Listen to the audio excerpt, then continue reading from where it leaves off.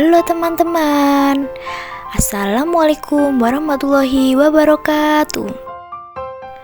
Perkenalkan, nama saya Novia Basti Rahayu dari kelas PG PAUD Angkatan 2021 Universitas Nusantara PGRI Kediri. Nah, di sini saya akan menjelaskan mengenai metode pembelajaran anak usia dini untuk memenuhi tugas UAS mata kuliah Strategi Pembelajaran Anak Usia Dini, dosen pengampu Dr. Ani Lestari Ningrum, Magister Pendidikan. Untuk materi yang pertama mengenai pengertian metode pembelajaran. Apa sih metode pembelajaran itu? Secara singkat, metode pembelajaran dapat diartikan sebagai cara yang digunakan untuk mengimplementasikan rencana yang sudah disusun dalam bentuk kegiatan nyata dan praktis untuk mencapai tujuan pembelajaran. Misalnya, pada strategi discovery learning, kita dapat memakai metode problem solving atau studi kasus. Untuk materi yang kedua, yaitu mengenai macam-macam metode pembelajaran pada anak usia dini. Ada banyak sekali macam-macam metode pembelajaran pada anak usia dini. Sedikit yang akan kita bahas, salah satunya adalah yang pertama, metode bercerita, yang kedua, metode bermain, dan yang ketiga ada metode bernyanyi. Nah, macam metode yang pertama yaitu metode bercerita.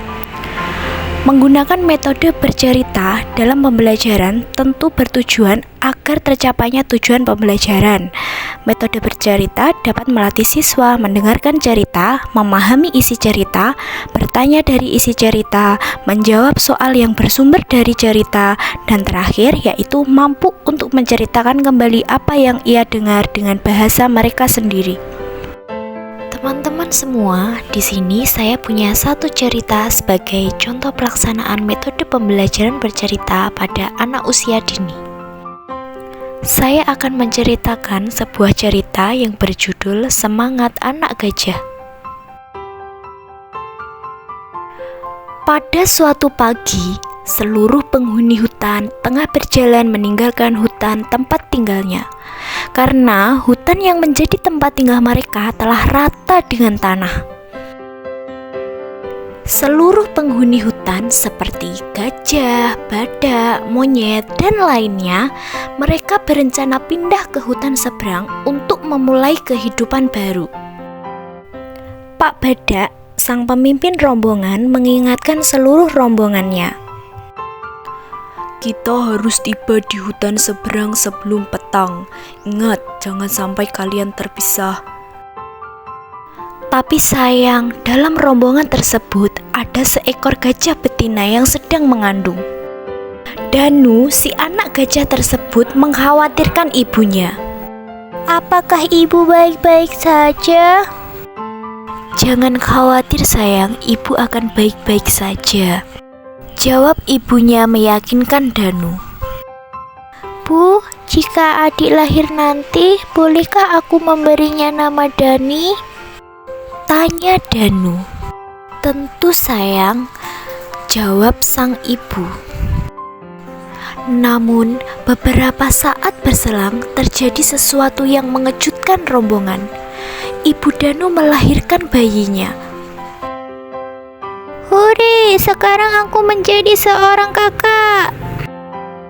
Perjalanan terpaksa terhenti dan rombongan pun mulai cemas sebab sebentar lagi senja akan datang. Karena hari sudah semakin senja, Pak Badak, si ketua rombongan pun memberikan usul. Bu Gajah, maafkan kami harus meninggalkanmu. Dani, ayo berdirilah, kamu pasti bisa, kata Danu memberi semangat pada adiknya. Adikmu masih lemah, Danu, kata Bu Gajah. Jangan paksa adikmu, Danu, kasihan dia masih lemah.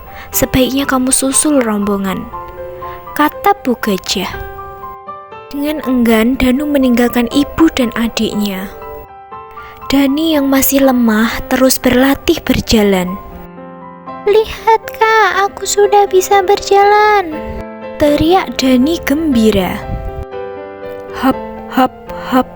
Terdengar langkah kaki Dani bersemangat mengikuti langkah ibu dan kakaknya, meski sesekali ia terjatuh. Di tengah perjalanan, Bu Gajah melenguh panjang untuk memberitahukan kabar gembira ini kepada rombongan yang ada di depan. Semua pun bergembira dengan kelahiran Dani.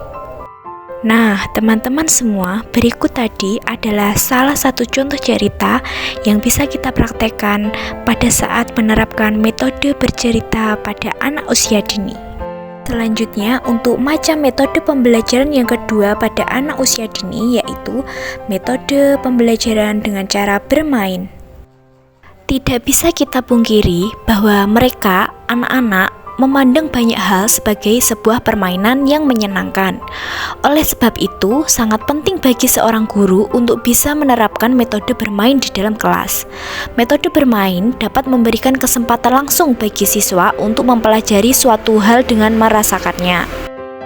Selanjutnya, untuk metode yang ketiga, yaitu metode bernyanyi.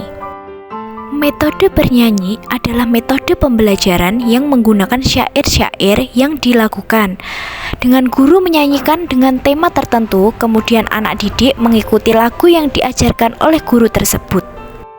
Saya mempunyai satu contoh lagu dengan tema buah-buahan. Aku punya buah apel, rasanya manis sekali. Dan yang ini buah jeruk, rasanya masam. Buah apel warna merah, berbentuk bulat. Buah jeruk bulat, berwarna kuning. Sekian materi yang dapat saya sampaikan mengenai metode pembelajaran pada anak usia dini. Wassalamualaikum warahmatullahi wabarakatuh.